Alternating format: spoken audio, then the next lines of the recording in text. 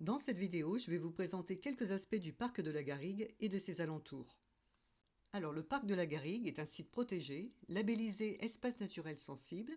Il se trouve au sud du village de Mérindol, au pied du Luberon. Le parc est situé sur un plateau rocheux couvert principalement par une pinède.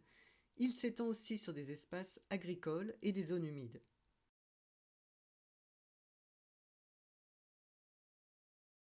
C'est un lieu d'accueil pour certaines manifestations comme des vides-greniers et c'est aussi une aire de jeu et de pique-nique tout au long de l'année. Depuis le plateau, on peut emprunter différents sentiers qui sont balisés ou non balisés.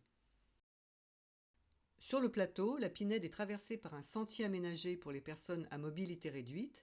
Ce sentier va jusqu'au belvédère. Notez que seul le belvédère est sécurisé et que de part et d'autre de celui-ci, le bord des falaises est librement accessible. Soyez donc vigilants si vous vous promenez avec des enfants en bas âge.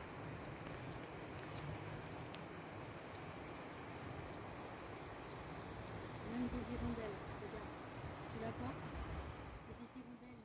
Depuis le belvédère, le panorama est large et on peut contempler la Durance, le barrage en aval, la chaîne des Côtes, le Puech de Vernègue, le massif du Luberon et le château de Loris.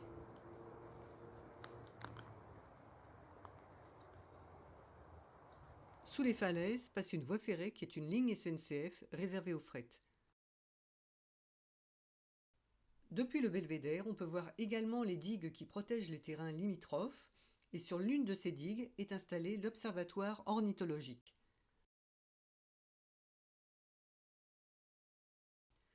Le site est également caractérisé par les différents canaux qui le traversent, des petits canaux à usage agricole appelés filioles, ou le canal de Carpentras qui dessert 39 villages comme les Taillades, Pernes-les-Fontaines, Carpentras, jusqu'à Sérignan-du-Comtat.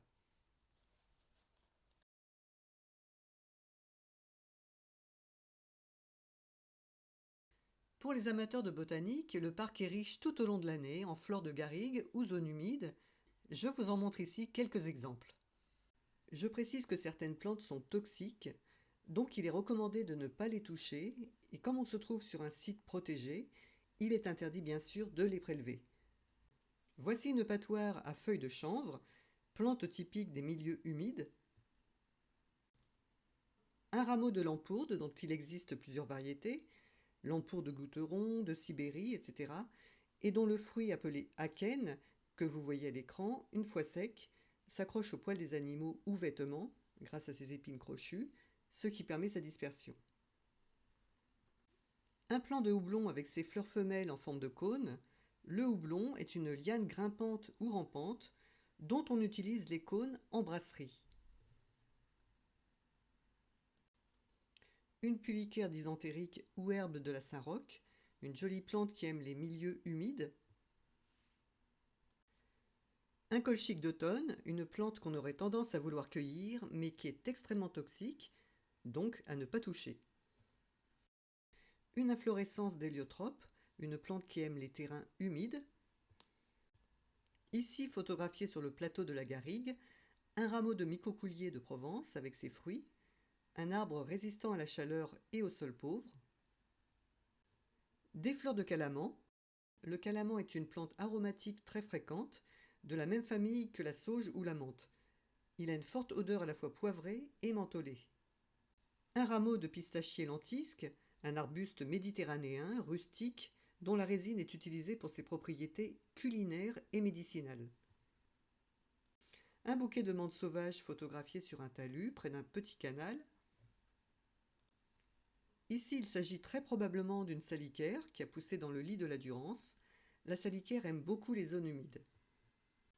Là, on a l'inflorescence d'une menthe aquatique, facile à reconnaître grâce à sa forme ronde, photographiée elle aussi dans un bras asséché de la Durance. Je vous ai mis en incrustation une image qui permet de mieux l'identifier.